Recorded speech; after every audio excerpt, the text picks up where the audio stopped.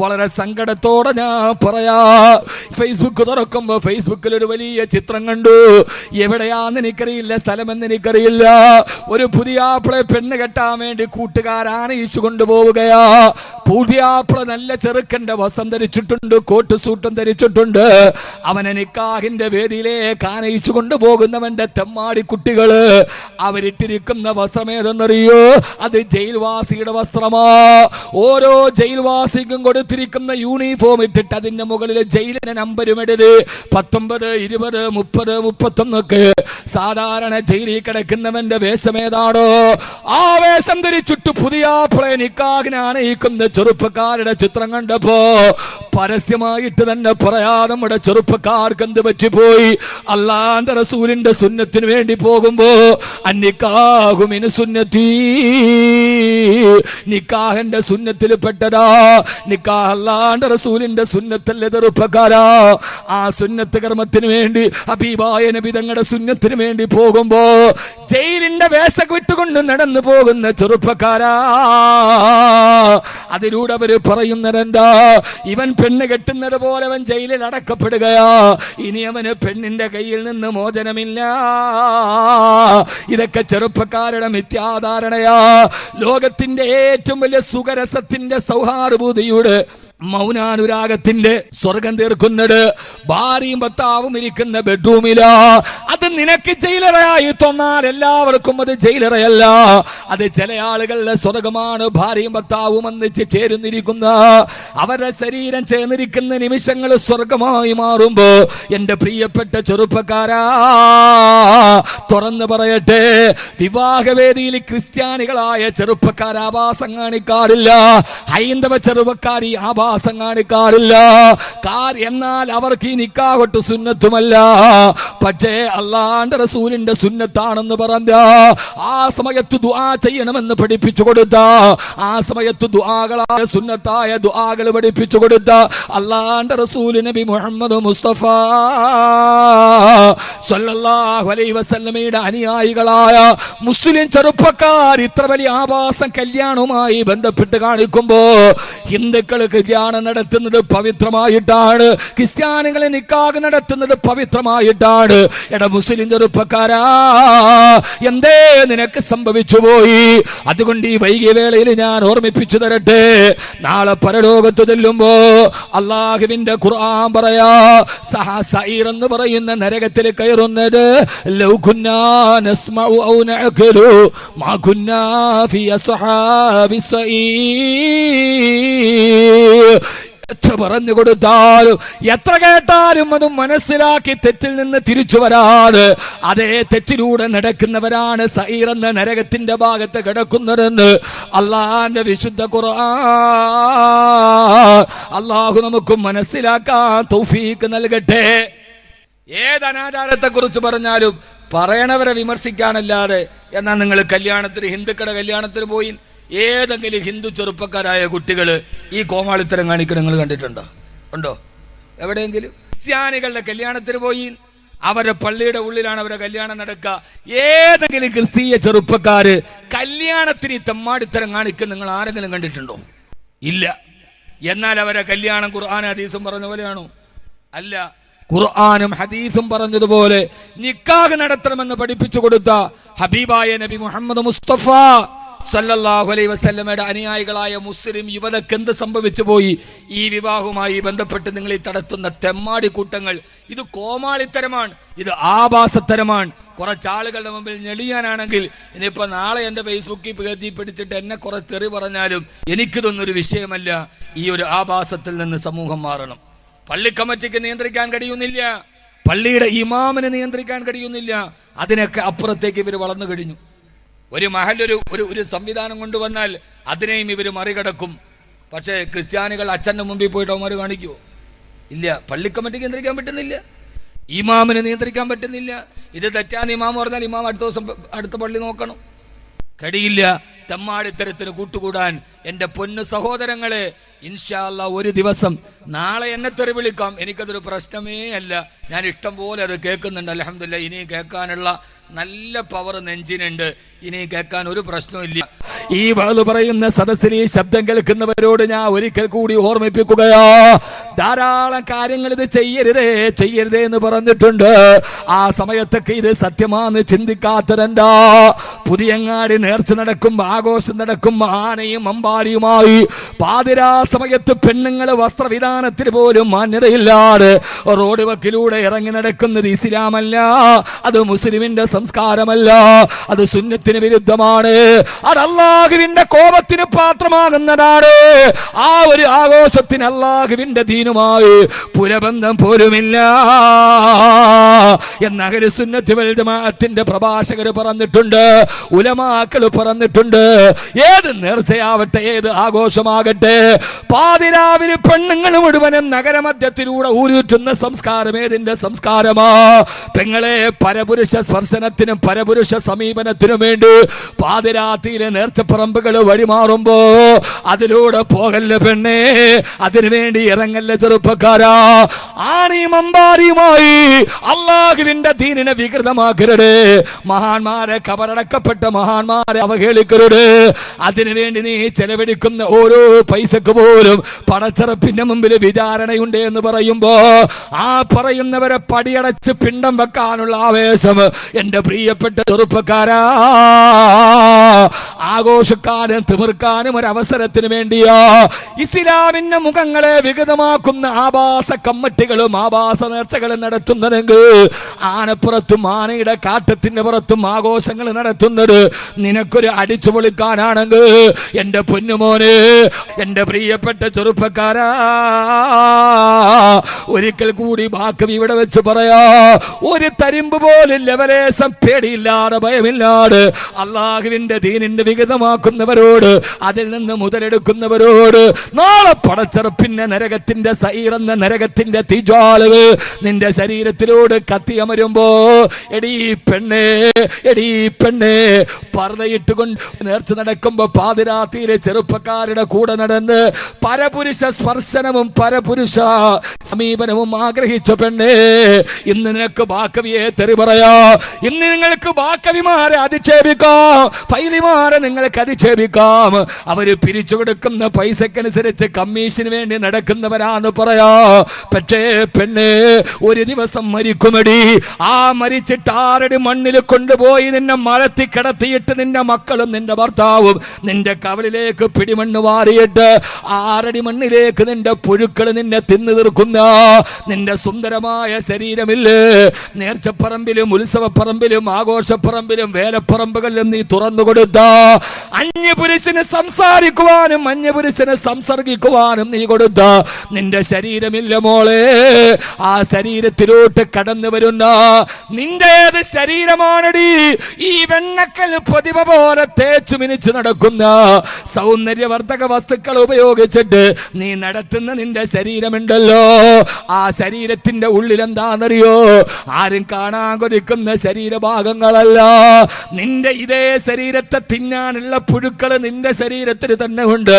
കബറിലേക്ക് കൊണ്ടുപോയി വെച്ച് ആ ശരീരത്തിൽ നിന്ന് റൂഹ് വിട പറയുമ്പോ നിന്റെ പൊൻവർണ്ണ കോമള മൃദുലമായ ശരീരം അങ്ങ് ചീഞ്ഞു നാറുമ്പോ നിന്റെ മാംസത്തിന്റെ ഉള്ളിൽ നിന്ന് തന്നെ നിന്റെ ശരീരത്തെ തിന്നാനുള്ള പുഴുക്കൾ തുളഞ്ഞു വരികയാ.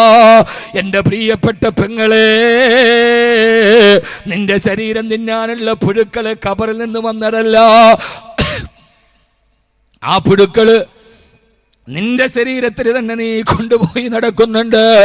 ആ ശരീരമൊന്ന് പടുത്തുപോയാൽ, ആ ശരീരമൊന്ന് പുടുത്തു നാറിയാൽ നിന്റെ മാംസത്തിൽ നിന്ന് തന്നെ പുഴുക്കൾ ഇങ്ങനെ വെളിയിലേക്ക് വരികയാ.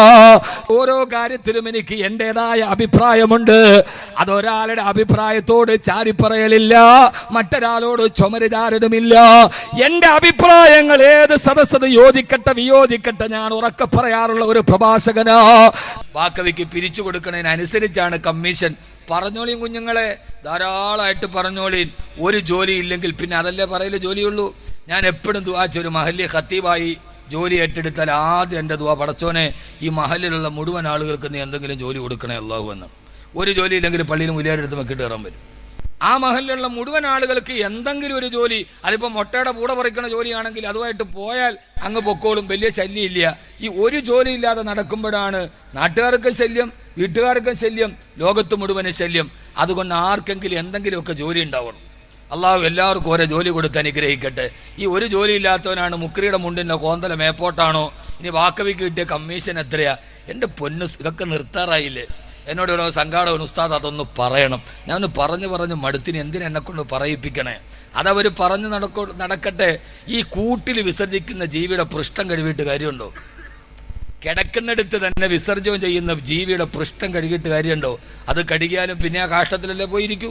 ഇനിയിപ്പോൾ ഞാൻ പറഞ്ഞു നോത്തിട്ട് ഇവരിത് മാറ്റുമോ? ഇല്ല, അവർ വീണ്ടും അത് പറയും. അപ്പം അതുകൊണ്ട് കൂട്ടിക്കിടന്ന് വിസർജിക്കുന്ന ജീവിയുടെ പൃഷ്ഠ കഴുകൽ വെറും പാഴ്വാക്കാൻ. അതങ്ങനെ തന്നെ, അത് കാട്ടിക്കട്ടെ, അവിടെ തന്നെ കിടക്കട്ടെ, പിന്നെയും ചെരിയട്ടെ, മടയട്ടെ, അതേ പറ്റൂ. അതിനെ കഴുകിയാൽ നമ്മുടെ ഈ മുബാറക്കായ കൈ പോകുന്നുള്ളൂ. ഇത് ഒതുകൊടുക്കാനുള്ള കൈയല്ലേ?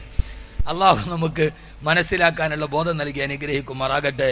ആദരവായ പ്രവാചകൻ നബി മുഹമ്മദ് മുസ്തഫ, ആദരവായ പ്രവാചകൻ നബി മുഹമ്മദ് മുസ്തഫ സല്ലല്ലാഹു അലൈഹി വസല്ലമ എന്താ പെണ്ണുങ്ങളെ നിങ്ങൾക്ക് പറഞ്ഞാൽ മനസ്സിലാവാത്തത്? നിങ്ങൾ ആണുങ്ങളെ രസിപ്പിക്കാനും സുഖിപ്പിക്കാനും നിങ്ങളുടെ സ്വർഗത്തെ നിങ്ങൾ നഷ്ടപ്പെടുത്താതിരിക്കീൻ, മാന്യമായ വേഷവിധാനം ഉണ്ടാവീൻ, തഖ്വയുണ്ടാവീൻ എന്ന് നിങ്ങളോട് പറഞ്ഞാൽ നിങ്ങൾക്കത് മനസ്സിലാവില്ല. ഇൻഷാ അല്ലാഹ് വസയസ്ലൗന സഈറ, സഈർ എന്ന നരകത്തിൽ പറയും, അല്ലാഹുവേ ലൗ കുന്നാ നസ്മഉ ഔ നഅഖിലു, ആ കേട്ടതൊക്കെ മനസ്സിലാക്കിയിട്ട് ഞങ്ങൾ മാറിയിരുന്നെങ്കിൽ മാ കുന്നാ ഫി അസ്ഹാബി സഈർ, ഈ നരകത്തിൽ ഞങ്ങൾ വരുമായിരുന്നില്ലല്ലോ. അല്ലാഹ്, എൻ്റെ സ്ത്രീകളെ നിങ്ങളോട് പറയുന്നത് നിങ്ങളോടൊരു വൈരാഗ്യം ഉണ്ടായിട്ടല്ല, നിങ്ങളോടൊരു പ്രശ്നമുണ്ടായിട്ടല്ല. ഒരൊറ്റ ഹദീസ് മാത്രം ബാക്കവി വന്നിട്ടൊന്നും പറഞ്ഞില്ല എന്നുള്ള പരാതി വേണ്ട. ഒരു ദിവസം ആദരവായ പ്രവാചകൻ നബി മുഹമ്മദ് മുസ്തഫ സല്ലല്ലാഹു അലൈഹി വസല്ലമ പെരുന്നാൾ നമസ്കാരം കഴിഞ്ഞ് തിരിച്ചു വരവേ, അള്ളാന്റെ റസൂല് ബലിപ്പെരുന്നാൾ ഈദുൽ അദ്ഹ നിസ്കാരം കഴിഞ്ഞ് തിരിച്ചു വരികയാ. എന്തിനാ ഞാനിത് പറയുന്നത്? നാളെ പരലോകത്ത് പോയിട്ട് ഒരാളും പറയരുത് അല്ലാഹുവേ ഇതാരും എനിക്ക് പറഞ്ഞു തന്നില്ലല്ലോ അല്ലാ. ഹബീബായ നബി തങ്ങൾ പറയാ, അള്ളാന്റെ റസൂല് ബലിപ്പെരുന്നാൾ നിസ്കാരം കഴിഞ്ഞ് സഹാബത്തിന്റെ കൂടെ തിരിച്ചു വരുമ്പോ ആ പോകുന്ന വഴിയിൽ കുറെ സ്ത്രീകൾ ഇങ്ങനെ കൂട്ടം കൂടി നിൽക്കുന്നത് കാണവേ, ഹബീബായ നബി തങ്ങൾ അള്ളാന്റെ റസൂൽ ആ പെണ്ണുങ്ങളോട് വാള് പറയുകയാ. എല്ലാം കഴിഞ്ഞ് തിരിച്ചു പോകുന്നതിനിടയിൽ ഈ സ്ത്രീകളെ കണ്ടപ്പോ അള്ളാന്റെ റസൂല് അവരോടൊരു വാള് നടത്തിയ പ്രധാനപ്പെട്ട ഒരു ഭാഗം പ്രവാചകൻ സല്ലല്ലാഹു അലൈഹി വസല്ലമയുടെ ആ പ്രഭാഷണത്തിന്റെ പ്രധാന ഭാഗങ്ങൾ നിങ്ങളോടൊന്ന് പങ്കുവെക്കട്ടെയോ? അള്ളാന്റെ റസൂല് വിളിച്ചു, യാ മഅ്ശറൻ നിസാ, ഓ സ്ത്രീകളുടെ സമൂഹമേ, ഇന്നി ഉരീതുകുന്ന അക്സറ മിൻ അഹ്ലിന്നാ, നാളെ നരകത്തിൽ ഞാൻ ഏറ്റവും കൂടുതൽ എന്റെ സമുദായത്തിന്റെ പെണ്ണുങ്ങളെയാ, നരകം മുഴുവനെ സ്ത്രീകളെ കൊണ്ട് നിറഞ്ഞു കിടക്കുകയാ. ഹബീബായ നബി തങ്ങളുടെ വേറൊരു ഹദീസ് കാണാൻ ഞാൻ സ്വർഗം കണ്ടു. ആ സ്വർഗത്തിൽ ഏറ്റവും കുറവ് പെണ്ണുങ്ങളാ. ഇത് സ്ത്രീകളെ അടിച്ചമർത്തുന്നവരല്ല. പിന്നെയോ അല്ലാഹുവിന്റെ റസൂലിനോട് ഇത് പറഞ്ഞു കൊടുത്തപ്പോ ആ സമയത്ത് നരകത്തിന്റെ കത്തിക്കാളുന്ന തീനാളങ്ങൾ മനസ്സിൽ പേടിയായപ്പോ ആ പെണ്ണുങ്ങളെ തിരിച്ചു ചോദിച്ചു, നബിയേ വബിമയാ റസൂലല്ലാഹ്, നബിയേ ഞങ്ങളുടെ നരകത്തിൽ പോകാനുള്ള കാരണമേടാ? നരകം മുഴുവന് സ്ത്രീകളെ കൊണ്ട് നിറഞ്ഞിരിക്കണമെങ്കിൽ ആ നരകത്തിലെ സ്ത്രീകൾ പോകാനുള്ള കാരണമേടാ? ഓ കാരണത്തെ കുറിച്ച് പറയവേ അള്ളാന്റെ റസൂല് പറഞ്ഞ രണ്ട് കാരണങ്ങളാണ്. പ്രിയപ്പെട്ട പാരാവാരം പോലെ പരന്നു കിടക്കുന്ന എന്റെ സഹോദരിമാരോട് നരകവുമായി ബന്ധപ്പെട്ട് ഈ വിഷയം പറയുമ്പോ ഈ രണ്ട് സ്വഭാവം ഏത് പെണ്ണിന്റെ ജീവിതത്തിലുണ്ടോ അതാ സ്വഭാവം ഇവിടെ വെച്ച് അവസാനിക്കണം. ഈ സ്വഭാവം ഏതൊക്കെ പെണ്ണുങ്ങൾക്കുണ്ടോ, രണ്ട് സ്വഭാവം കാരണത്താലാണ് അവര് നരകത്തിൽ പോവുക. അതിവിടെ വന്ന് അവസാനിക്കണം പെങ്ങള്. നാളെ നരകത്തിൽ കിടന്ന് നിലവിളിക്കരുത് പെങ്ങള്. ഹബീബായ നബി തങ്ങൾ പറയാ, സ്ത്രീകളെ നരകത്തിൽ പോകാൻ ഒന്നാമത്തെ കാരണം അവരെപ്പോഴും മറ്റുള്ളവരെ ശപിക്കുന്നവരാണ്.